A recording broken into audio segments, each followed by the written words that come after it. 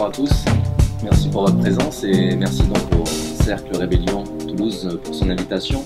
C'est une invitation qui me fait grand plaisir à plusieurs titres, ne serait-ce que par le thème qui va être abordé ce soir, le thème de l'école, de l'éducation, de l'enseignement en général.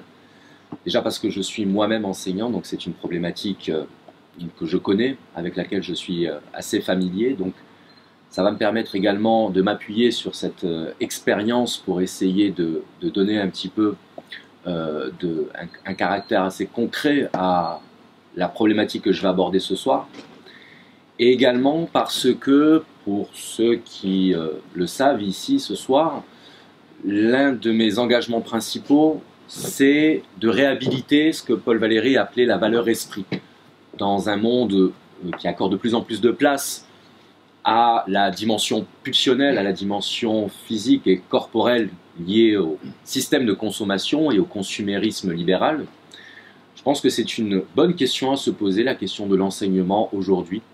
Plus généralement, la question de la place accordée à cette valeur de l'esprit. Alors, il faut dire que l'école, qu'est-ce que l'école si ce n'est justement, précisément, le lieu de la formation de l'esprit? Ici, il faut bien entendre ce que signifie le mot formation. La formation, c'est littéralement la mise en forme. Lorsqu'on parle par exemple de l'information, qu'est-ce que c'est qu'informer? Bien, c'est mettre en forme précisément les esprits. Alors l'information, c'est le rôle des médias, mais le média, c'est l'intermédiaire, là encore. Donc, est-ce que les médias informent ou est-ce qu'ils déforment? Ça, c'est une question que je laisse à votre appréciation. Mais dans tous les cas, ce dont il s'agit, c'est la mise en forme de l'esprit et des consciences. Qu'est-ce que l'école donc, sinon ce lieu par excellence de la formation de l'esprit? Un lieu dans lequel l'enfant est amené à devenir non pas seulement un adulte, mais un sujet critique, un sujet pensant.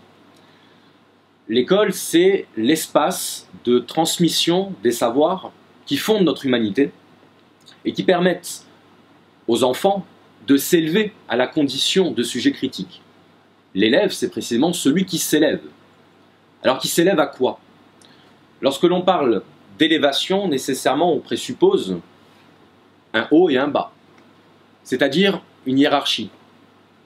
Cette hiérarchie, c'est la hiérarchie classique en philosophie entre le corps et l'esprit. Or, c'est par l'esprit qu'on s'élève, c'est-à-dire que c'est par l'esprit qu'on dépasse, qu'on transcende la sphère de la matérialité, la sphère du corps, pour atteindre cette autre sphère qui spécifie l'humanité, qui est la sphère de la pensée, ce que certains ont proposé également d'appeler la sphère du logos. Alors le logos en grec, c'est l'esprit, mais c'est aussi la parole. On pourrait dire que le logos, c'est la manifestation de l'esprit à travers la parole. On pourrait dire que c'est la manifestation du sens dans le langage, dans le discours. Et d'ailleurs, c'est ainsi qu'on traduit le mot logos dans la Bible.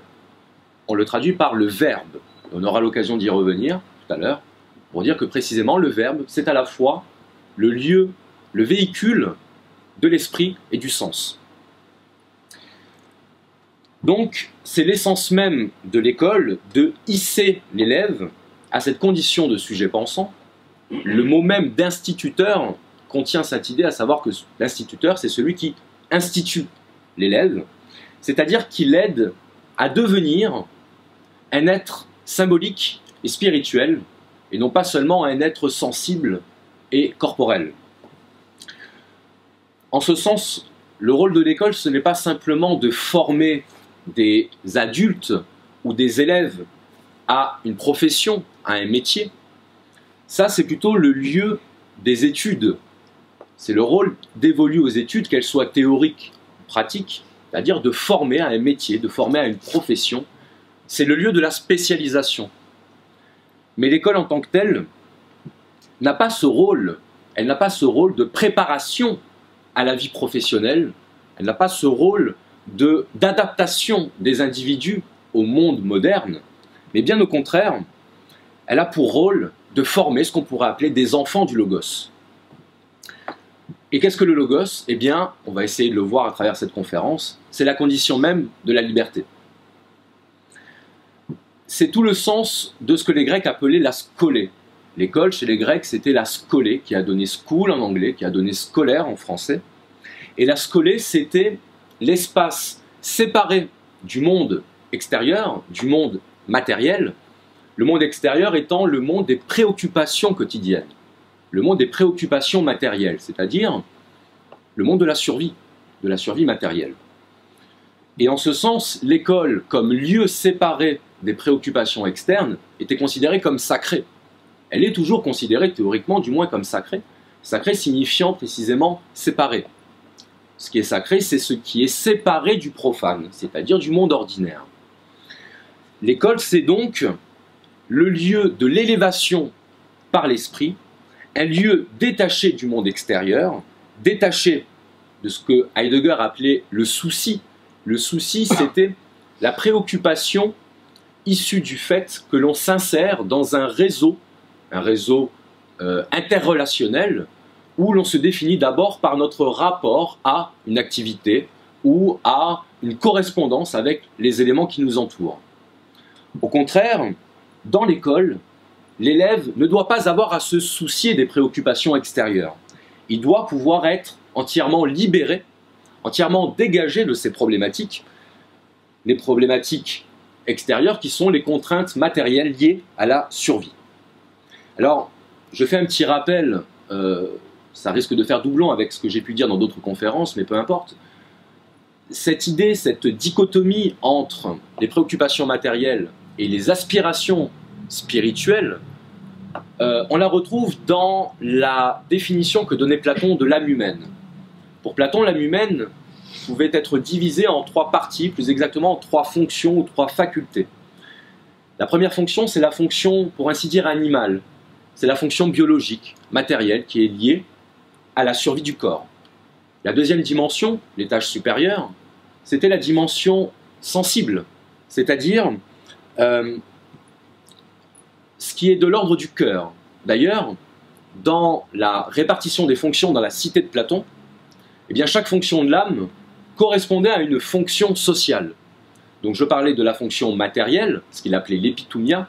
Le rôle de la satisfaction des besoins du corps était dévolu aux laboureurs, c'est-à-dire aux travailleurs de la terre, qui assuraient la survie matérielle du corps. La deuxième partie, la partie sensible, correspondait au guerrier. Pourquoi? Parce que le guerrier, c'est celui qui a du courage, et le courage, c'est la faculté du cœur. C'était donc la fonction de la défense. La troisième fonction, c'était la fonction du philosophe, qui chez Platon devait être roi.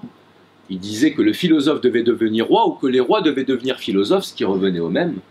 C'est-à-dire, ça correspondait aux personnes qui avaient réussi à s'extirper de l'ensemble des besoins et de l'ensemble de l'agitation des émotions et qui étaient gouvernées par les seules lois de la raison, c'est-à-dire les lois du logos. Et en ce sens, la sagesse du philosophe lui conférait la légitimité et l'autorité du gouvernement. Donc, la scolée, de ce point de vue-là, l'école grecque, c'était le lieu de la maîtrise des passions, le lieu de la maîtrise des émotions par l'exercice de la raison. L'élève peut se concentrer sur l'apprentissage avant d'être livré au monde, avant d'être jeté dans le monde. On pourrait dire que l'élève devait se former, c'est-à-dire faire un travail sur lui-même, pour pouvoir transformer, c'est-à-dire faire un travail sur l'extérieur. L'école, en ce sens, doit être conçue comme un lieu hermétique aux soucis, hermétique aux préoccupations matérielles, et par conséquent, le lieu par lequel on accède à une forme de sagesse. Ici, le mot sagesse doit aussi être pris dans l'ensemble de ses acceptions. Lorsqu'on dit d'un enfant qu'il est sage, on veut dire qu'il est discret, qu'il est obéissant. Lorsqu'on dit d'un adulte ou d'un jeune adulte qu'il est sage, on veut dire qu'il est raisonnable. Par exemple, un adulte qui doit passer un examen, un concours, qui doit travailler tôt le lendemain matin, eh bien, il considérera comme sage la décision de ne pas sortir se bourrer la gueule la veille, parce qu'il sait très bien que ce n'est pas raisonnable. Donc c'est ça la sagesse. Et puis la troisième acception de la sagesse, c'est cette sagesse précisément du philosophe, qui est celui qui a acquis la capacité à maîtriser ses passions, et donc à laisser sa raison gouverner. Pourquoi? Parce que le gouvernement de la raison, c'est la liberté.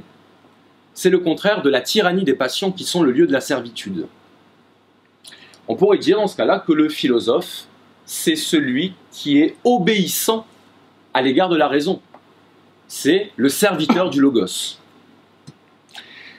Puisque c'est par l'esprit essentiellement que l'homme devient libre. Comme on l'a vu, ce n'est pas par les passions. Les passions sont des atteintes extérieures à l'individu, mais qui le contraignent et qui finalement le privent d'une partie de sa liberté. Lorsque l'on est soumis à nos passions, lorsqu'on est soumis à nos pulsions ou à nos émotions, on voit bien qu'on n'est pas libre. Lorsqu'on se met en colère, par exemple, parce que quelque chose nous a mis en colère, on dit bien « nous a mis en colère », c'est-à-dire que c'est quelque chose d'extérieur qui entre en nous et finalement que nous subissons. Et dès lors que nous cédons à cette pulsion ou à cette passion, nous cessons d'être libres. L'école, en ce sens, peut être conçue comme le lieu de l'acquisition de la sagesse, c'est-à-dire l'exercice de la raison comme moyen de maîtriser ses passions. Alors, attention, je fais tout de suite une précision. Il ne s'agit pas de dire que le domaine du corps, c'est mal. Il ne s'agit pas de dire que la chair, c'est mal. Il ne faut pas être dans une vision manichéenne. Une vision manichéenne est toujours une vision statique, c'est-à-dire une vision qui s'empêche de concevoir et de saisir les relations entre les choses. Pour ma part, je préfère être dans une vision plutôt dynamique, une vision dialectique. Le corps n'est pas le contraire de l'esprit. Le corps, c'est l'enveloppe de l'esprit. Ou encore, c'est le véhicule de l'esprit. Et d'ailleurs, on dit bien d'une enveloppe. L'enveloppe, c'est ce qui sert à envoyer une lettre. C'est ce qui sert à l'acheminer. De la même façon que le véhicule, c'est ce qui sert à acheminer, c'est-à-dire à faire le chemin. Donc le corps, c'est le véhicule par lequel on réalise, on parcourt un chemin vers la sagesse. À ce niveau-là, il faut comprendre que les premiers savoirs sont d'abord d'ordre sensible et d'ordre individuel. C'est par l'expérience que l'on acquiert nos premiers savoirs. C'est parce qu'on voit, parce qu'on aperçoit, parce qu'on remarque, parce qu'on ressent, parce qu'on éprouve. Éprouver, qui vient du grec empereia, qui a donné le mot empirisme d'ailleurs, ce qui est empirique, c'est ce qui relève de l'expérience, c'est-à-dire du contact avec la matière. C'est de l'ordre de la sensibilité. Eh bien, ce stade de la connaissance sensible, il est indispensable, il est nécessaire. Et il n'est pas question de le nier. Il n'est pas question de dire que parce que c'est une connaissance qui relève du corps, elle doit être dévalorisée. Non. Elle est le premier stade de la connaissance. Et d'ailleurs, alors j'ai étudié la philosophie, donc tout le monde n'a pas fait de la philosophie ici forcément, mais en philosophie, on considère la plupart du temps qu'il existe 3 stades de la connaissance. La connaissance sensible, littéralement sensible, qui provient des sens. La connaissance intelligible ou intellectuelle, qui est le fait de la raison. Et enfin, le dernier stade, qui est la connaissance intuitive, qui réalise la synthèse entre la dimension sensible et la dimension intellectuelle. Et d'une certaine manière, le philosophe, c'est un petit peu celui qui réalise la synthèse entre la connaissance du scientifique, d'ordre intellectuel, et la connaissance de l'artiste, d'ordre sensible. C'est pour ça que tout dans la culture procède de cette tripartition, c'est-à-dire de cette division entre le sensible et l'intellectuel, et de leur réunion, de leur synthèse sous la forme de l'intuition. Donc la connaissance sensible doit être ici comprise comme le premier stade de la connaissance, le point de départ. Et ça veut dire une chose, ça veut dire que chacun est le propre point de départ de sa connaissance. Par exemple, si on dit à un enfant qu'il ne faut pas jouer avec le feu parce qu'il risque de se brûler, c'est le rôle d'un parent de prévenir ou d'avertir son enfant qu'il va se brûler. Mais tant qu'il ne s'est pas brûlé, il ne saura pas que ça brûle. Donc il faut qu'il se brûle pour savoir que ça brûle. Et on aura beau lui dire de ne pas le faire, il faut qu'il le fasse pour le comprendre. Tant qu'il ne l'aura pas fait lui-même, il saura vaguement, c'est-à-dire théoriquement, de manière abstraite, il saura que le feu brûle. Mais il ne l'aura pas vécu dans sa chair, il ne l'aura pas vécu physiquement. Donc d'une certaine manière, il ne le saura pas. Il faut donc en passer par l'expérience individuelle pour ensuite dépasser l'expérience individuelle et ensuite arriver à ce stade de l'intellect qui est la généralisation de l'expérience sous la forme du concept. En somme, on pourrait dire que le corps doit éprouver pour que l'esprit valide. Et l'enfant, vous remarquerez d'ailleurs, pour ceux qui ont des enfants ou qui ont des enfants dans leur entourage familial, que l'enfant il a ce besoin irrésistible de toucher tout ce qui se présente à lui. Il a besoin d'être en contact avec la matière, d'être en contact avec la réalité sensible. Et il doit en passer par le contact du corps pour ensuite être en contact avec l'esprit. Donc l'esprit, ici, n'est pas le contraire de la pensée ou de la raison, pardon, du corps. L'esprit n'est pas le contraire ou l'adversaire du corps.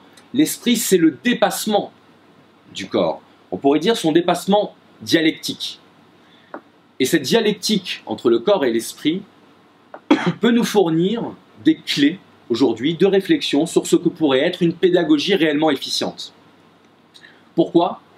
Eh bien parce qu'elle contient ce qui est le principe même de l'éducation, c'est-à-dire le passage de l'individuel à l'universel, le passage du personnel, de l'expérience, au général et à l'abstraction. C'est par l'abstraction que l'on peut embrasser la totalité du monde. Je dis bien embrasser au sens littéral, c'est-à-dire prendre dans ses bras. Comprendre, ça veut dire avoir en soi. Et qu'est-ce qui nous permet d'embrasser la totalité? Eh bien, c'est le concept. Mais c'est d'abord par l'expérience, et plus précisément par la répétition des expériences, que l'on peut parvenir à la généralité. L'essence même de la pensée, c'est la généralisation. On dit souvent, il ne faut pas généraliser. Mais si on ne généralise pas, on ne peut pas penser. Si on ne généralise pas, on ne peut pas parler, on ne peut pas communiquer. Lorsque j'emploie un mot commun, un nom commun. Et ça veut dire quoi? Ça veut dire que j'emploie un même mot pour désigner des choses différentes. Oui, sans ça, je ne peux pas penser, je ne peux pas véhiculer ma pensée. En ce sens, généraliser, c'est la fonction de la pensée, c'est ce qu'on appelle la conceptualisation. Alors un exemple, pour rendre ça un peu concret, lorsque on étudie les mathématiques, lorsqu'un élève étudie les mathématiques, par exemple, on lui explique que dans un triangle, la somme des trois angles est égale à 180 degrés. Bon, et ça c'est valable pour tous les triangles, et non pas pour tel ou tel triangle qui se présente sous ses yeux. Alors, la géométrie présente cette vertu qu'elle permet de rendre sensibles les mathématiques. Elle permet de visualiser le monde des nombres. D'ailleurs, je fais remarquer que mathématiques en grec, ça veut dire ceux qui savent. Donc, c'est intéressant. Les mathématiques constituent en ce sens l'archétype du savoir, c'est-à-dire, c'est le domaine dans lequel s'exercent des lois, des constantes, des régularités. Et tout notre savoir, toute notre connaissance est fondée sur l'identification de lois, de constantes et de régularités. L'apprentissage, ce serait donc ce passage du local, du lieu, à l'universel, de l'individuel au général. Mais cela veut donc dire que c'est par l'individuel, par l'expérience, que l'on peut accéder à l'universel. Or, on va avancer, on apprend d'autant mieux que l'on est concerné personnellement par son objet d'étude. On apprend d'autant mieux que l'on se sent concerné par ce que l'on étudie. Alors tout à l'heure, je prenais l'exemple du feu. Eh bien oui, la brûlure du feu implique que l'on se soit soi-même brûlé pour ensuite pouvoir donner corps à cette idée, à ce concept. Mais sans le recours à l'expérience, nous ne sommes pas impliqués dans l'apprentissage. Or, il faut être impliqué pour ensuite pouvoir expliquer. On pourrait dire que l'apprentissage, c'est donc un voyage. Le voyage, c'est suivre une voie, c'est suivre sa propre voie. L'enfant auquel on explique que le feu brûle, mais qui ne s'est jamais brûlé personnellement, ne sait pas réellement que le feu brûle. Il sait que c'est le cas, mais il ne sait pas ce que cela signifie. On apprend d'abord de ses expériences, par généralisation, ensuite par l'esprit, de ses propres expériences. Ce qui d'ailleurs nous permet tout de suite de dire une chose, c'est que ce n'est pas parce qu'on a lu des tonnes de bouquins que l'on est quelqu'un d'intelligent. On peut avoir lu des tonnes de bouquins et être un parfait abruti. De la même façon, on peut n'avoir lu aucun livre de sa vie et être extrêmement intelligent, c'est-à-dire avoir une intelligence du réel. Puisque la condition de l'apprentissage, qu'est-ce que c'est? Bien, c'est l'attention à l'expérience qui permet d'en déduire une leçon. Qu'est-ce que c'est que la généralisation? C'est une leçon. D'ailleurs, ça me fait penser, je fais une petite parenthèse, vous connaissez tous, je pense, ici La Fontaine.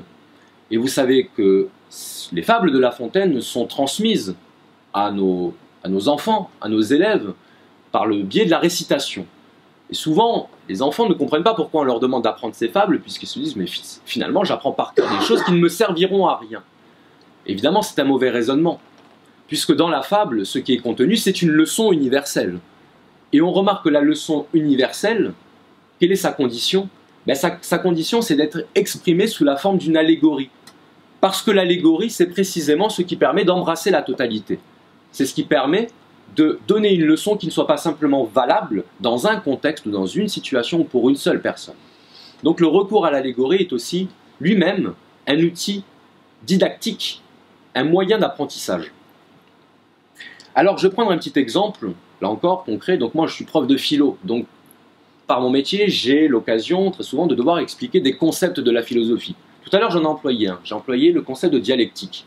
Alors si je veux expliquer à l'un de mes élèves le concept de dialectique, j'ai deux possibilités. Soit je vais lui lire la définition, donc je vais lui dire, donc la dialectique c'est une méthode argumentative par laquelle on accède au vrai par la réfutation progressive du faux. Le problème c'est que c'est pas sûr qu'on comprenne exactement ce que ça signifie. Alors il y a une deuxième manière, donc moi je dis ça souvent à mes élèves, je dis ça t'arrive de faire des erreurs? Oui, ça m'arrive. Bon. Et quand tu fais une erreur, tu t'en aperçois? Oui, je m'en aperçois. Mais après, bien sûr. Et du coup, quand tu t'aperçois que tu as fait une erreur, tu continues à la faire ou tu arrêtes de la faire, ou tu évites de la faire? Ben non, je ne la fais plus. Très bien. Donc, quelque part, ton erreur a été utile. Pourquoi? Ben parce que si tu as fait une erreur et que tu l'as reconnue, tu ne vas plus la faire. Ah ben oui. Donc du coup, l'erreur est positive dans la mesure où elle permet de dépasser l'erreur. Si vous préférez, il faut faire une erreur et l'identifier pour pouvoir la dépasser. C'est ça la dialectique, ce n'est rien d'autre que ça. La dialectique, c'est l'identification de l'erreur que je vais surmonter, que je vais dépasser pour ensuite accéder à quelque chose d'un peu plus vrai. L'erreur m'aide à dépasser l'erreur. Je la vis d'abord comme quelque chose de négatif, subjectivement comme quelque chose de négatif, mais objectivement, c'est-à-dire avec le recul, c'est quelque chose de positif. L'erreur est donc constitutive du vrai, elle est le versant négatif du vrai, ce qui m'amène à dire qu'il est totalement absurde aujourd'hui de nous faire croire qu'il ne faut pas dire aux enfants, lorsqu'ils font une erreur, lorsqu'ils se trompent, sous prétexte que cela pourrait les perturber ou les traumatiser. Il y a un grand débat actuellement qui se joue pour savoir s'il faut continuer à maintenir les notes, ça pourrait les traumatiser d'avoir une mauvaise note.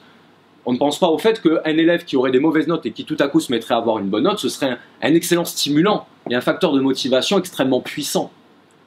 De la même façon, on ne veut pas noter les fautes en rouge, parce que le rouge, c'est mal. Le rouge, c'est négatif. Le rouge, c'est traumatisant. C'est absurde. C'est pas ça qui est traumatisant.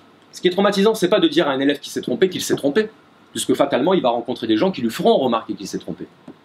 Ce qui est grave, ce qui est traumatisant, en revanche, c'est de laisser entendre que de faire une erreur, ce serait quelque chose de honteux. Et en ce sens, on confond l'erreur et la faute. L'erreur, elle peut se corriger. La faute, c'est de laisser passer une erreur sans chercher à la corriger. Donc la faute, c'est la manière de réagir à l'erreur, puisque l'erreur est humaine, précisément, et sans erreur, on ne progresse pas. Donc le paradoxe, ce que j'appellerais le paradoxe éducatif moderne, eh bien c'est qu'au nom de la préservation de l'enfant, au nom de sa protection et de son intégrité mentale et psychique, eh bien on va abandonner toute ambition de l'instruire sous prétexte que l'apprentissage serait une forme de violence. Alors ça, c'est ce qui a été beaucoup développé par le sociologue Pierre Bourdieu dans les années 70, qui définissait l'acte d'apprentissage comme un acte de violence symbolique, susceptible, à ce titre, de traumatiser les élèves. Alors déjà, on peut faire remarquer à Bourdieu que si lui-même n'avait pas subi cet apprentissage, il n'aurait pas pu accéder à la fonction de professeur au Collège de France, donc il n'aurait pas pu pavoiser pour expliquer qu'il ne fallait pas apprendre des choses aux jeunes générations. Lui-même a bénéficié de ce savoir. La deuxième chose, c'est que par définition, tout ce qui est inconnu est une violence. L'inconnu, c'est ce qu'il y a derrière la cloison du connu. C'est ce qui demande donc à être percé, à être perforé, à être pénétré. Et l'apprentissage, qu'est-ce que c'est? Eh bien, c'est cette extériorisation, c'est le fait de repousser ces limites du connu, précisément, pour pouvoir le maîtriser. Ce qui est angoissant, ce n'est pas qu'il y ait quelque chose qui soit inconnu, c'est le fait de rester derrière les limites de cet inconnu de peur de le pénétrer, de le perforer. Donc, pour ne pas traumatiser nos enfants, eh bien, on les laisse dans l'inconnu, ou plus exactement, dans un connu qui les empêche de connaître l'inconnu. On préfère donc les laisser dans l'ignorance plutôt que de les doter des moyens de leur propre arrachement à leur situation d'enfant. Comme si le but de l'école, finalement, était d'apprendre l'enfance aux enfants. Devenir adulte, au contraire, plus exactement, pas devenir adulte, je devrais dire devenir un sujet, puisqu'on peut être adulte et être parfaitement dépendant, être parfaitement ignorant, et dans cette terreur et dans cette angoisse de l'inconnu. Mais devenir un sujet, le sujet, rappelez-vous, en français, on vous l'a expliqué, c'est celui qui fait l'action. Celui qui fait l'action, c'est-à-dire c'est celui qui maîtrise le verbe. Et on revient au verbe de tout à l'heure, c'est-à-dire l'esprit, le logos. Le sujet, c'est celui qui a la maîtrise du logos. Le but de l'éducation, c'est de transformer l'enfant d'objet à sujet. Pourquoi objet? Parce qu'il est d'abord un objet, l'enfant. L'objet des attentions, l'objet du souci, précisément, dont on parlait tout à l'heure. C'est-à-dire qu'il est considéré comme n'étant pas doté des moyens de sa liberté. Le sujet, au contraire, c'est celui qui réalise le logos. C'est celui qui dépasse sa condition d'être dépendant, d'être soumis à ses désirs corporels, à ses pulsions, à ses passions, pour enfin devenir un sujet libre et autonome. Autonome, auto, soi-même, nomos, la règle, celui qui se gouverne selon ses propres lois. Devenir autonome, l'élève qui devient autonome, c'est l'élève qui devient finalement son propre tuteur, ou son propre instituteur, au terme du cheminement. Oui, l'apprentissage est une souffrance, mais la souffrance est la condition même de cette émancipation par l'apprentissage. Le mot travail en lui-même signifie souffrance. Tripalium en latin, c'est l'instrument de torture. Donc tout travail est une souffrance, par définition. Le problème n'est pas de savoir si l'apprentissage est une souffrance. Le problème est de savoir si l'apprentissage mérite la peine de cette souffrance. Et c'est une toute autre question.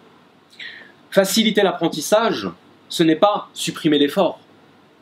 C'est en donner le goût. Et qu'est-ce qui peut donner le goût de l'effort? Eh bien, c'est le désir.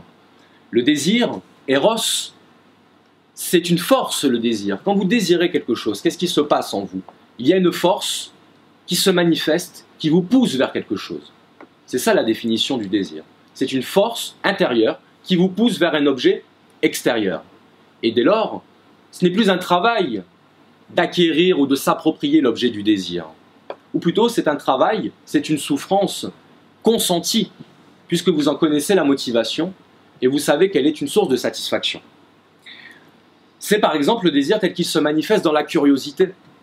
Si vous vous intéressez à un sujet, que vous êtes curieux, vous allez faire le travail de recherche qui va vous permettre de satisfaire votre curiosité. Mais ce travail ne sera pas une souffrance au sens où l'on l'entend.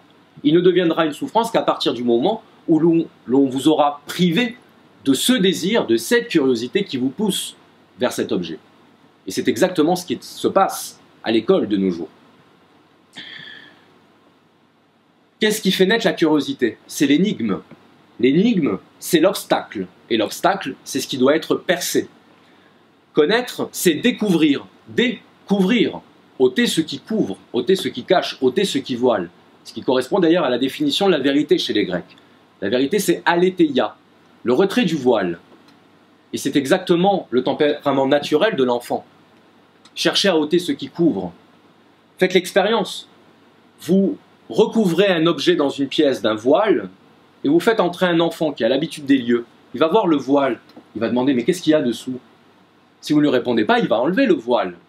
Parce que son instinct naturel d'enfant, c'est de percer l'obstacle des apparences. C'est celui qui va vouloir donc chercher à aller au-delà du voile pour connaître. Eh bien, cette curiosité, on dit souvent la curiosité est un vilain défaut. Mais elle est un vilain défaut lorsqu'il s'agit de la curiosité envers l'intimité des autres. Bien entendu qu'elle est un vilain défaut dans ce cas-là. Mais elle n'est plus un vilain défaut dès lors qu'il s'agit de percer les secrets de l'univers. Or, de plus en plus, c'est bien le désir et la curiosité s'amenuisent à mesure que nous croulons sous la masse d'informations. Nos sociétés technolibérales sont celles de la profusion d'informations. Autrefois, lorsque on voulait se documenter, lorsque l'on voulait apprendre, on devait se rendre dans une bibliothèque. On devait parcourir les rayons, on devait consulter les catalogues, éventuellement s'adresser aux documentalistes. Apprendre de ce point de vue-là, c'était une quête, une enquête. On était une sorte de détective qui menait l'enquête pour essayer de résoudre l'énigme. Donc il y avait une stimulation, c'était stimulant de connaître, c'était exotique. Alors exotique, je précise tout de suite, exotique ça ne veut pas dire tropical. Exo, c'est extérieur. Ce qui est exotique, c'est ce qui est ailleurs. Il y a un exotisme dans l'apprentissage, dans la mesure où l'apprentissage, c'est précisément la découverte de ce que l'on ne connaît pas. C'est un voyage, on y revient. Le développement d'Internet et des technologies de la communication et de l'information a rendu désormais accessibles des tonnes de documents à portée de clic. Il n'y a donc littéralement plus rien à conquérir. Le résultat, c'est qu'on a tué la curiosité, on a tué le désir, parce qu'on désire d'abord ce qui nous manque, et non pas ce qu'on nous offre, non pas ce qu'on nous donne à profusion. Le contresens de nos sociétés libérales modernes a été de croire qu'en augmentant la quantité disponible des ressources et des informations, eh bien on allait augmenter de manière quasiment mécanique la quantité des savoirs et de la culture. Ce qui déjà repose sur une représentation de la connaissance comme quelque chose de quantitatif. Ce qui nous fait oublier la principale leçon des humanistes qui est « il vaut mieux une tête bien faite qu'une tête bien pleine ».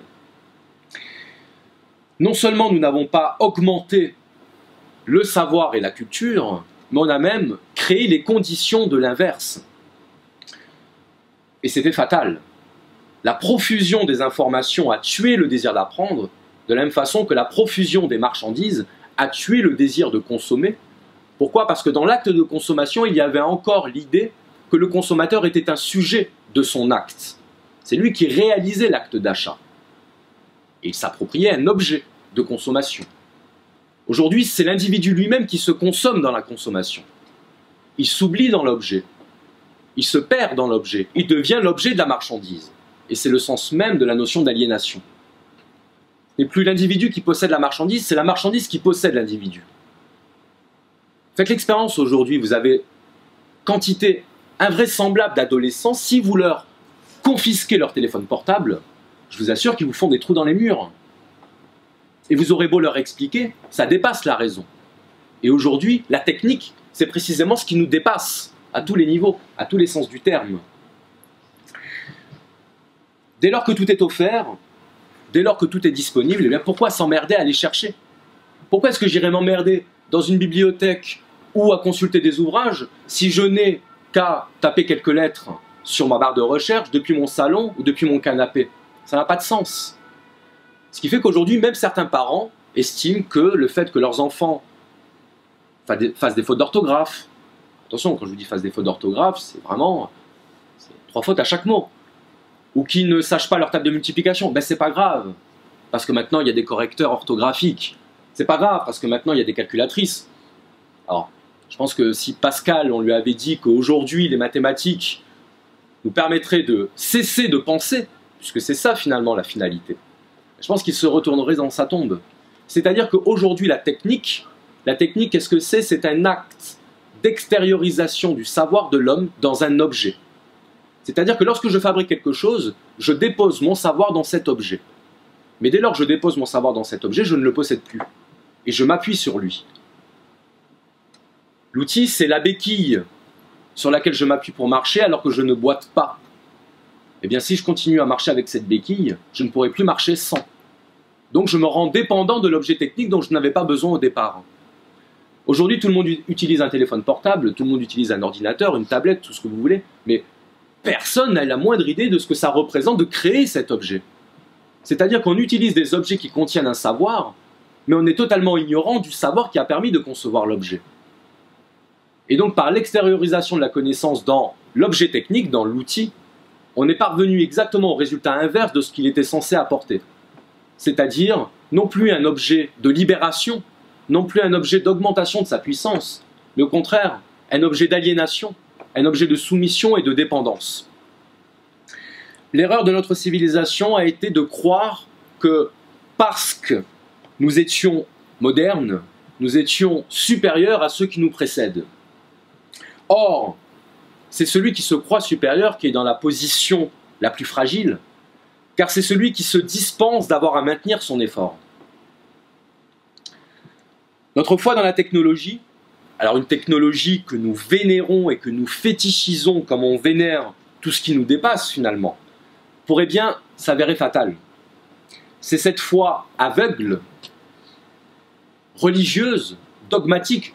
J'emploie le mot religieuse, non pas au sens étymologique qui est, la religion c'est d'abord ce qui relie de manière verticale, c'est-à-dire l'homme au ciel, à une divinité, et puis ce qui relie les hommes de manière horizontale, c'est la communauté. Mais aujourd'hui j'emploie plutôt le terme de religion au sens de dogmatisme, puisque la technologie libérale est devenue un véritable objet de culte et de vénération. On vénère l'outil, non pas ce qu'il permet d'obtenir, mais l'outil en lui-même. Ce qui fait qu'aujourd'hui, on peut passer plus de temps à utiliser l'outil qu'à recueillir les bénéfices de ce qu'il est censé produire. C'est ce que disait le philosophe McLuhan, le philosophe canadien des médias, qui disait que désormais le message, c'est le médium. C'est-à-dire, ce n'est plus le contenu, mais le contenant. Le contenant est devenu un message en lui-même. Ce qu'il voulait dire, c'est que l'objet, le médium, le contenant, détermine en grande partie le contenu, c'est-à-dire ce qui est exprimé. Et il suffit de lire une conversation Facebook ou SMS pour s'en rendre aussitôt compte. Il n'y a pas de dialogue possible sur Facebook ou par SMS.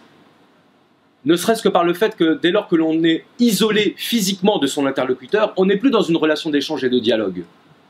La grande majorité des informations échangées dans une discussion, dans un dialogue, le sont par la gestuelle, par le ton, par le grain de la voix, par des choses qui sont totalement inexprimables par le format des technologies modernes, de communication moderne. L'école technolibérale, contrairement aux préjugés courants, elle ne place en aucun cas l'enfant au centre du système.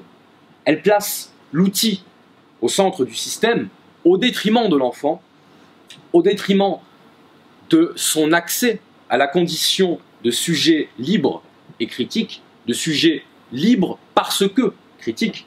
Et c'est ça, selon moi, l'essence même de l'aliénation. Je vous remercie.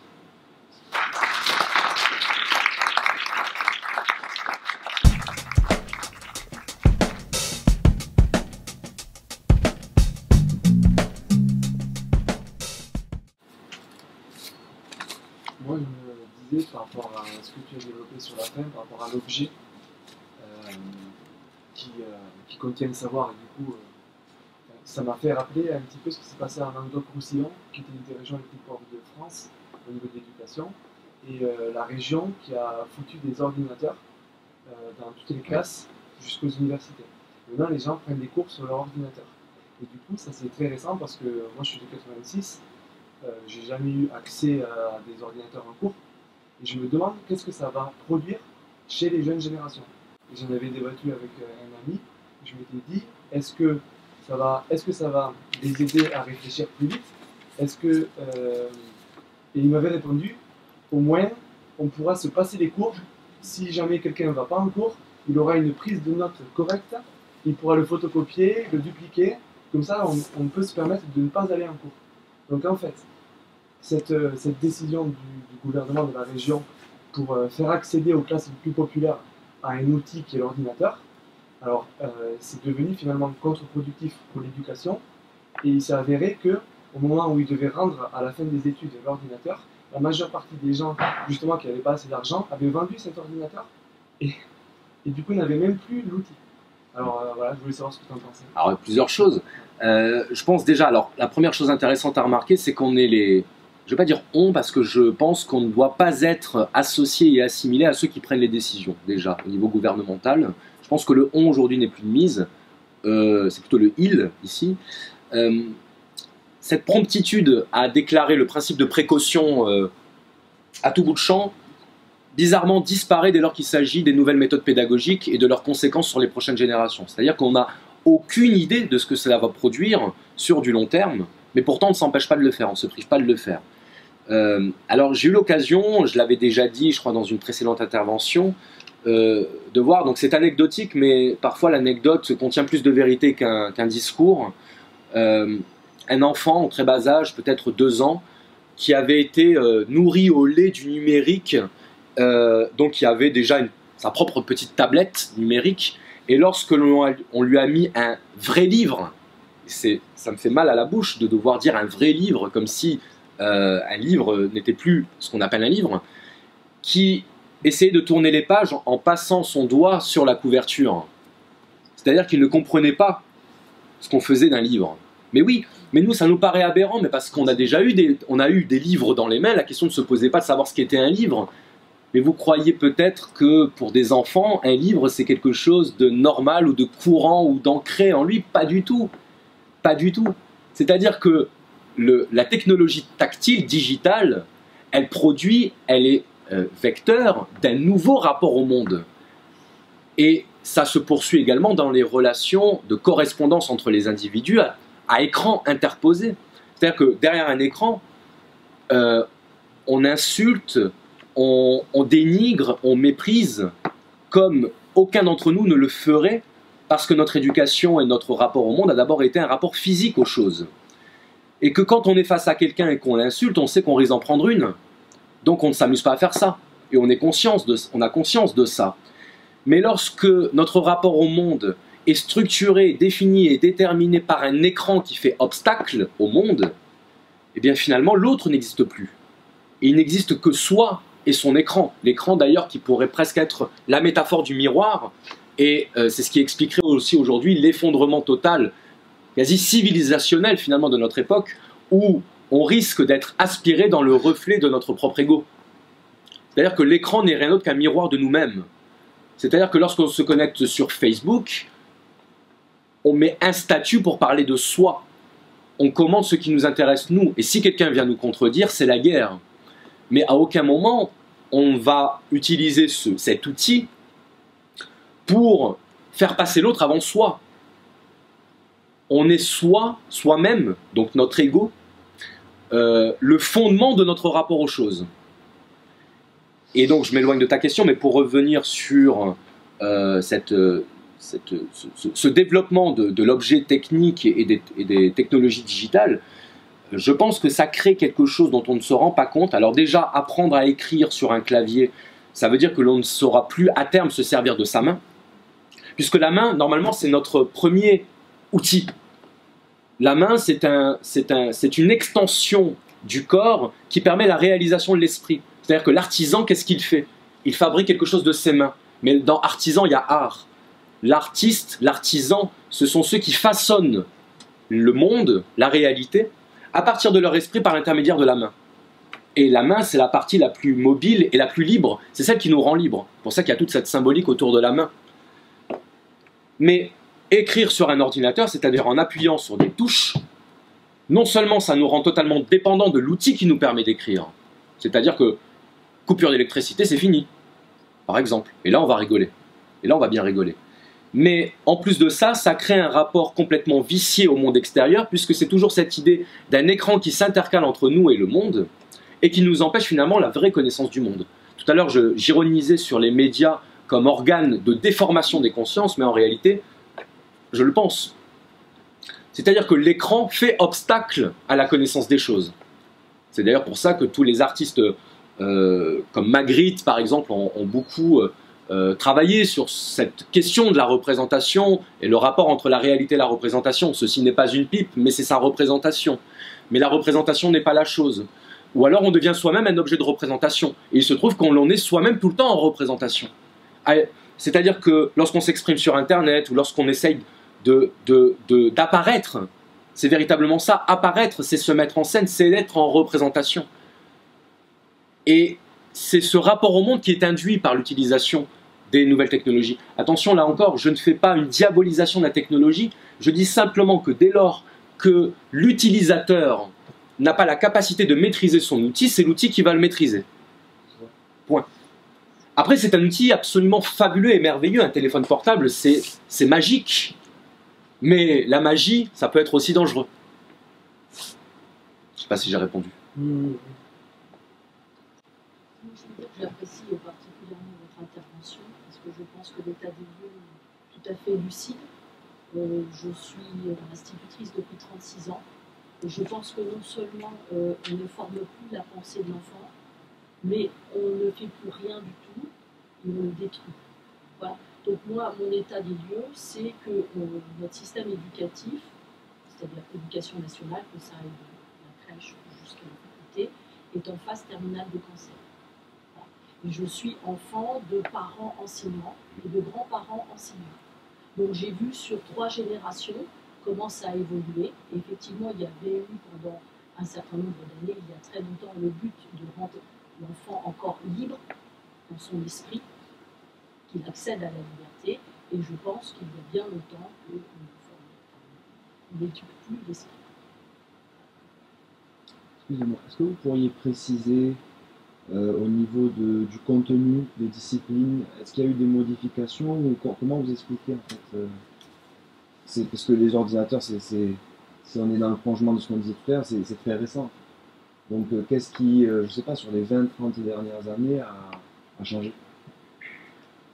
Je dirais que ça a changé il y a à peu près une quarantaine d'années. Je pense qu'effectivement, il y a eu un moment donné où on n'a plus voulu éduquer les enfants pour qu'ils soient libres dans leur esprit, qu'ils aient toujours un peu leur libre arbitre, le choix des choses, après une définition philosophique particulière. Je pense qu'on les éduquait pour que ce soit des individus effectivement libres, de choisir leurs valeurs. Et je pense que les enseignants, petit à petit, ont formaté les enfants à leurs propres valeurs, à leurs propres convictions. Et leur ont interdit de penser de façon juste. Voilà. Moi, je le regrette énormément. J'arrive en On dit plus instituteur. Instituteur, professeur des écoles. Oui, ça fait partie de éducative. Voilà. On a eu des quantités depuis le début de ma carrière et il y en avait beaucoup moins avant. Et je pense qu'on a fait des quantités de réunions à mon époque avant pour dire rien, alors qu'à l'époque de la génération de mes parents, de mes grands-parents, on se réunissait peu parce qu'on savait tous où on devait aller. Il y avait peu de choses à dire, mais on était dans l'action. Les choses se faisaient. Alors que maintenant, il y a une limite qui nous donne contenu. Je pense tout à fait que par rapport aux erreurs aussi, c'est par les erreurs qu'on progresse. Donc on a interdit effectivement de mettre les notes. Ensuite, on a interdit les couleurs. Donc moi, je suis en maternelle, donc on est des bonhommes contents, pas contents, gna, voilà, pour mettre sur les doigts. Et on a même dit, ben non, ça traumatise l'enfant, même le bonhomme qui rit, le bonhomme qui n'est pas content. Il y a là, ça ne va pas non plus, il faut mettre des couleurs. Voilà, bon. Non, mais on n'arrête pas, on va toujours plus loin, à mon avis, dans le délire, dans la manipulation des individus, surtout des enseignants. Je pense que c'est beaucoup de souffrance pour les enfants. Et je pense aussi pour les enseignants eux-mêmes. C'est-à-dire que ça me donne l'occasion, ce que vous dites, de faire une précision au cas où. C'est qu'évidemment, en critiquant l'évolution contemporaine de l'école, il ne s'agit surtout pas, en aucun cas, de critiquer le travail des enseignants ou ce qu'essayent de faire certains enseignants. Alors là encore, c'est divers, c'est pluriel, on ne peut pas dire les enseignants d'un côté, etc. etc. Mais je pense que les professeurs, en tout cas en poste et en fonction, sont totalement dépassés en fait par les événements. Donc ils ont la possibilité d'accompagner le mouvement, ils ont aussi la possibilité de s'y opposer, et puis peut-être que 95% ou 90% cherchent simplement à pouvoir exercer leur métier dans des conditions dignes et décentes, et peut-être aussi qu'ils n'ont pas les moyens de s'y opposer, à moins de se réunir en syndicats spécialisés, mais on sait très bien comment ça se finit pour eux dans ces cas-là. Donc, dans tous les cas, je pense que le problème n'est pas celui de la responsabilité des professeurs, qui ne font finalement qu'appliquer un cahier des charges qu'ils ne décident pas eux-mêmes. Donc, le problème dépasse largement le simple mode d'exercice de la profession d'enseignant. Et par exemple, on peut être quelqu'un comme moi, issu, disons, de la gauche, et qui porte un certain idéal socialiste, tout en considérant qu'aujourd'hui, la fonction publique n'apportera plus rien. C'est-à-dire que ce n'est pas en s'accrochant coûte que coûte à l'idée que l'école publique doit être défendue corps et âme et qu'on doit se battre pour elle. Aujourd'hui, se battre pour l'école publique, malheureusement, ça revient bien souvent dans les faits, je modalise quand même, je nuance, ça revient bien souvent dans les faits à accompagner ce mouvement de destruction des savoirs. Alors oui, dans cette novlangue de l'éducation, donc j'avais noté, donc c'est plus instituteur, c'est professeur des écoles, c'est plus les connaissances, c'est les compétences, avec les savoir-être, les savoir-faire, etc., etc. On est dans l'idée d'une professionnalisation de l'apprentissage, c'est-à-dire qu'on apprend aux citoyens, enfin aux citoyens, à l'élève, à devenir un citoyen du monde capitaliste moderne. Bien souvent d'ailleurs en lui sous-entendant l'idée que de toute façon avec un diplôme il sera au chômage. Donc dans tous les cas finalement la mission, on va dire, la mission avouée de l'enseignement est contradictoire avec elle-même. C'est-à-dire qu'on veut former des enfants à un métier tout en leur suggérant que de toute façon un diplôme ne permet plus d'obtenir un métier. On nage en pleine contradiction. Je dirais que l'éducation, c'est la condition de l'instruction. C'est-à-dire que si un élève vient en classe et qu'il considère qu'il a le droit de tout faire, que si le prof le punit, le prof va devoir rendre des comptes au proviseur, que si on lui confisque son portable, c'est une atteinte à la propriété. Vous voyez? Ce genre de choses. Ben là, on est dans le cas où l'instruction n'est plus possible parce que l'éducation n'est pas là. Et là encore, ce problème de l'éducation, il faut savoir que... alors même, là encore, je vais préciser, mais aujourd'hui, ce ne sont plus les parents qui éduquent, dans beaucoup de cas, qui éduquent leurs enfants. C'est le monde extérieur qui les éduque. C'est la télé, c'est leurs camarades de classe, c'est leur environnement, c'est l'idéologie, finalement. C'est cette espèce de conscience collective qui nous gouverne tous, puisqu'on est tous, finalement, plus ou moins soumis à cette idéologie, à des degrés différents. Et je pense qu'aujourd'hui, les parents ne sont même plus en capacité de pouvoir assurer l'éducation de leurs enfants. La preuve, c'est que, alors moi je suis professeur dans le privé et j'ai beaucoup d'élèves en cours particuliers. Ceux qui font appel à des professeurs particuliers sont généralement des gens plutôt aisés. Pas forcément riches, classe moyenne, supérieure ou classe aisée. Bien. Ce sont généralement des parents qui travaillent, tous les deux, et qui disent qu'ils n'ont pas le temps de s'occuper de l'éducation, ou plutôt qu'ils n'ont pas le temps d'être derrière leur enfant quand il y a un problème.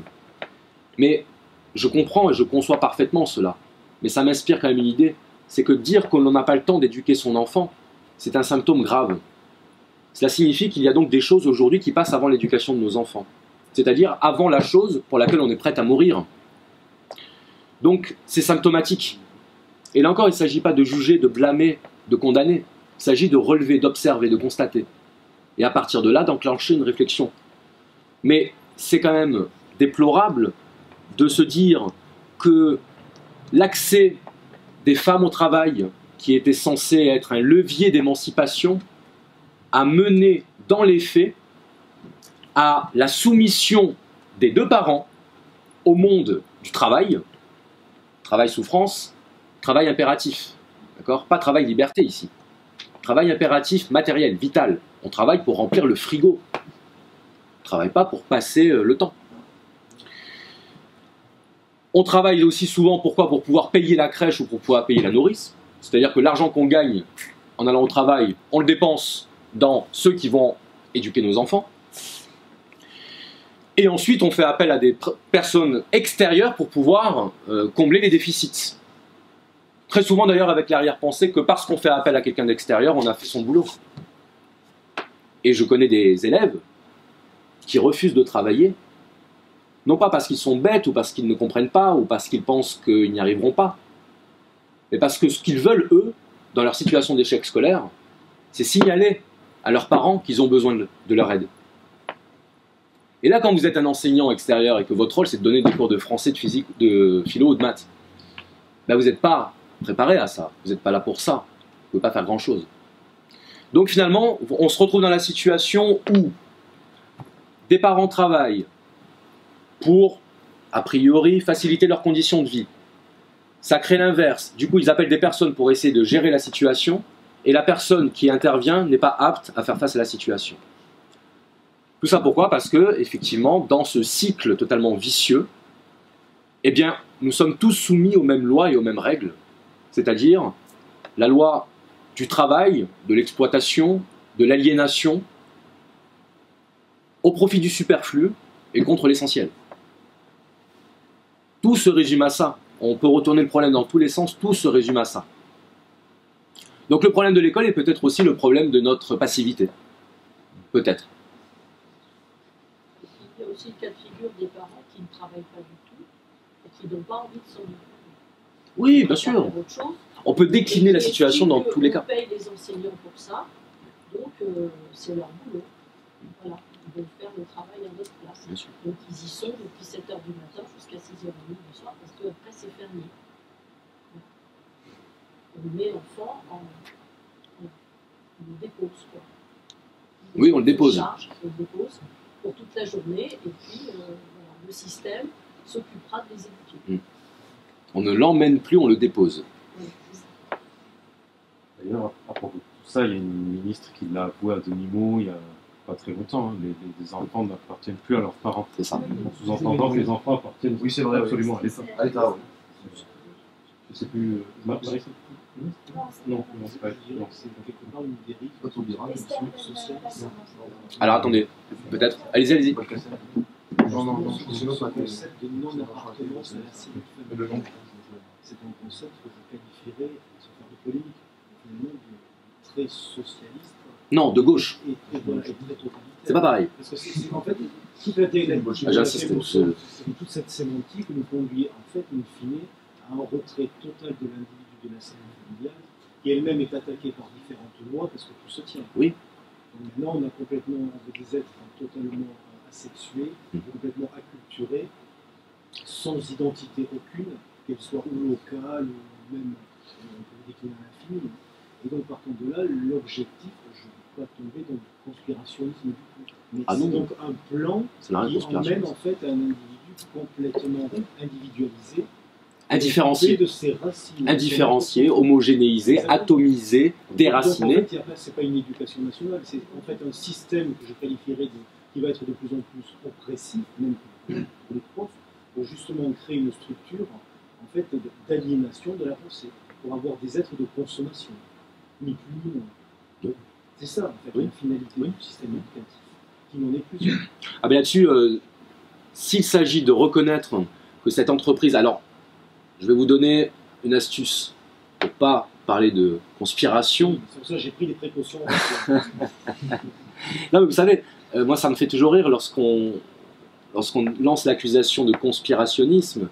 Je dis souvent, imagine par exemple un groupe de personnes qui décident dans un bureau d'en faire travailler d'autres pour récolter le fruit de leur travail. C'est une conspiration. Ça s'appelle le salariat.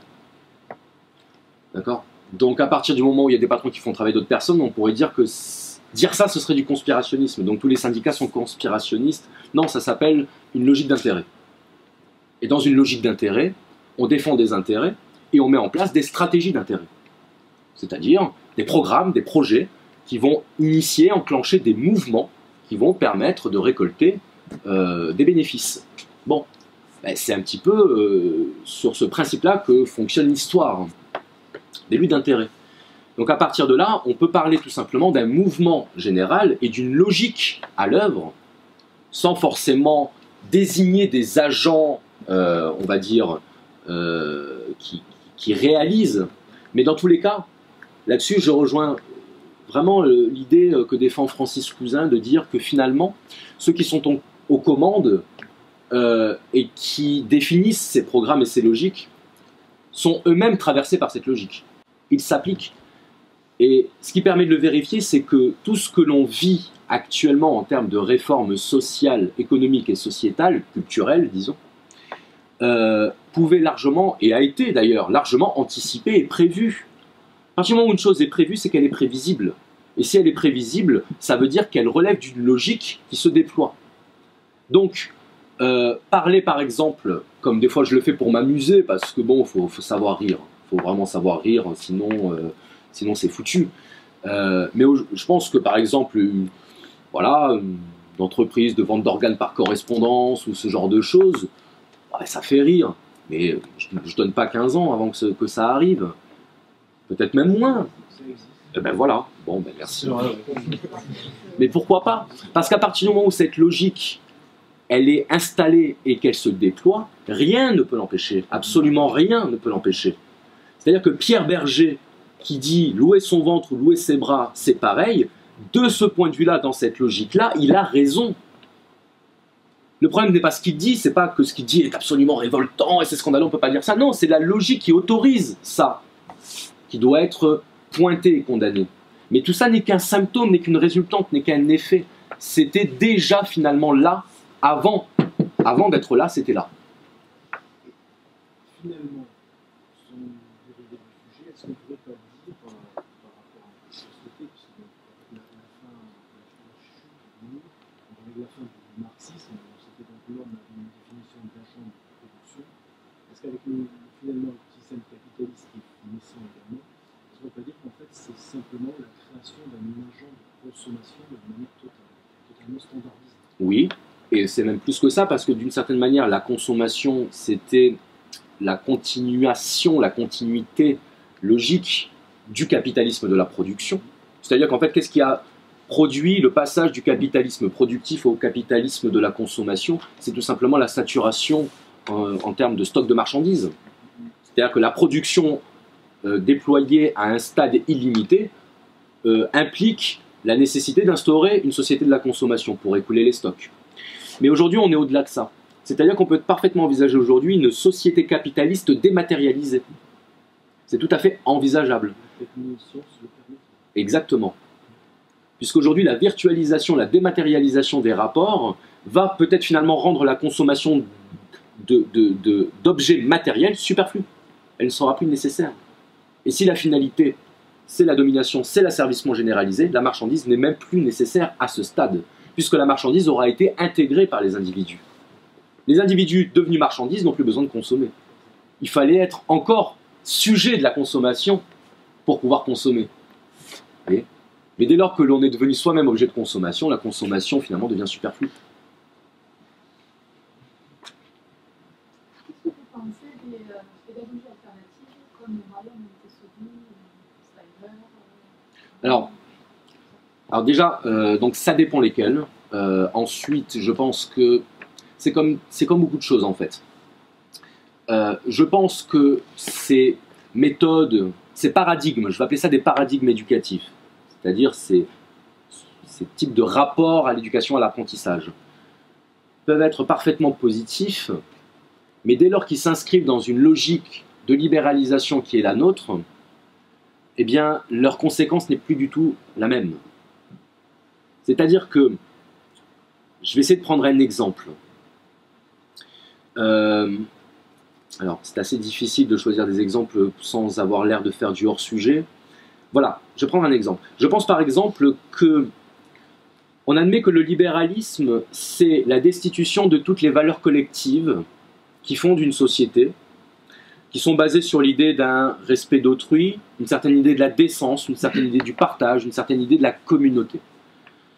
Le libéralisme individualiste a sapé toutes ces références, toutes ces structures de communauté et de lien, ce que j'appelle les modalités du lien à l'autre. C'est ça d'ailleurs que veut dire socialisme. Le socialisme, c'est le primat de la relation par rapport à l'individu. Maintenant, je conçois que l'on puisse être dans un paradigme, par exemple, antisocial, par refus justement de la société capitaliste. Par exemple, certains groupes anarchistes préconisent l'abolition de l'État et l'abolition de toutes les structures, parce que pour eux, toute structure est intrinsèquement oppressive. Bien ça, j'arrive à le concevoir. Mais aujourd'hui, prôner un engagement anarchiste qui préconiserait la destruction de toutes les structures, dialectiquement, c'est faire le jeu du libéralisme. Je vous parlais par exemple de Michel Onfray. Michel Onfray est un philosophe qui se présente comme hédoniste. L'hédonisme, qu'est-ce que c'est? C'est l'idée que l'homme est animé de désir et que le plaisir est une finalité de l'existence. Cela se défend parfaitement philosophiquement. La différence, c'est qu'aujourd'hui, parler de la satisfaction de ses désirs et de la recherche du plaisir, c'est évidemment l'instrument le plus redoutable et le plus efficace du libéralisme. Mais Épicure, dans son jardin, il n'était pas libéral, il n'était pas capitaliste. Donc ce qui était valable dans un contexte devient finalement contre-productif dans ce contexte-là, dans notre paradigme actuel. Donc quelque chose peut être parfaitement valable et pertinent sur un plan et devenir quelque chose d'absolument néfaste dans un autre plan. Et c'est la même chose avec ces modèles d'éducation alternatifs. C'est-à-dire que ça peut être un paradigme éducatif extrêmement émancipateur, extrêmement libérateur, mais qui peut aussi jouer sur cette mode libérale de la recherche de l'émancipation à l'égard de toutes les structures. Donc ça peut devenir un puissant vecteur d'individualisme, pour le dire vite. On a eu le cas dans la famille qui ont fait Schreiner.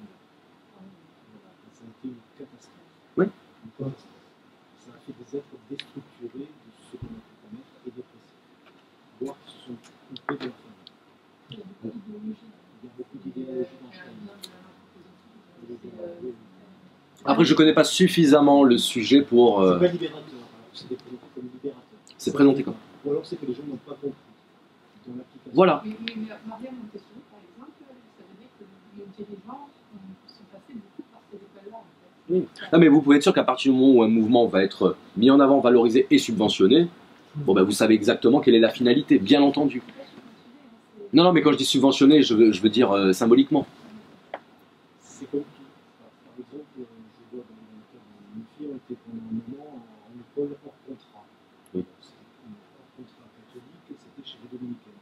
La matrice, elles se sont inspirées pour des catholiques et des dominicains de la matrice de Montessori, et c'est quelque chose d'intéressant. Je viens dans la matrice. Donc en fait, on peut réadapter les choses. Voilà. Pour une finalité différente. Mais on connaît aussi des personnes qui sont passées par cette école. Le truc, c'est que pour les deux seuls exemples que je pourrais citer, ce sont des personnalités très consistantes, qui ne sont pas vidées comme tous les enfants qui vont être dans l'usine de Tric et l'éducation nationale, par exemple. Mais cette consistance et cette personnalité, ce caractère, fait que d'un coup, on devient isolé dans la société, dans une société où tout le monde est sur son téléphone. Raphaël, par exemple, c'est quelqu'un qui il se retrouve pas dans tout ça. On était avec lui hier, il sait pas utiliser un téléphone tactile, etc. Et du coup, lui et sa sœur est partie en Argentine, et lui va devenir professeur de français langue étrangère, et donc il va voyager, il va partir, parce que ici c'est plus difficile de trouver sa place. Même si en lui-même, c'est une personne construite. Mais en même temps, la question, et ça c'est une vraie question philosophique pour le coup, mais à laquelle tout le monde peut réfléchir, c'est de savoir, est-ce qu'être inadapté au monde moderne, est-ce que c'est pas un bon signe? Et oui, le problème, non mais je comprends votre réaction, j'ai envie de dire la même chose, mais en même temps, les gens inadaptés ne sont pas heureux d'être inadaptés. C'est un fardeau. Mais on n'est pas obligé de les Non, on n'est pas obligé de les inadapter. Bien sûr, non, mais quand je parle d'inadaptation, je veux dire par exemple, quelqu'un qui tombe en dépression, c'est quelqu'un qui est inadapté au monde extérieur, au monde tel qu'il fonctionne, au monde tel qu'il va. Et quelque part, cette dépression, c'est un signe d'humanité, c'est un cri d'appel à l'aide de quelqu'un de sain par rapport à une société malade. Mais le problème, c'est que dans les faits, ça va le détruire. Donc c'est un bon signe, mais c'est un mauvais symptôme. Alors que faire avec ça? Ça, c'est un vrai chantier philosophique.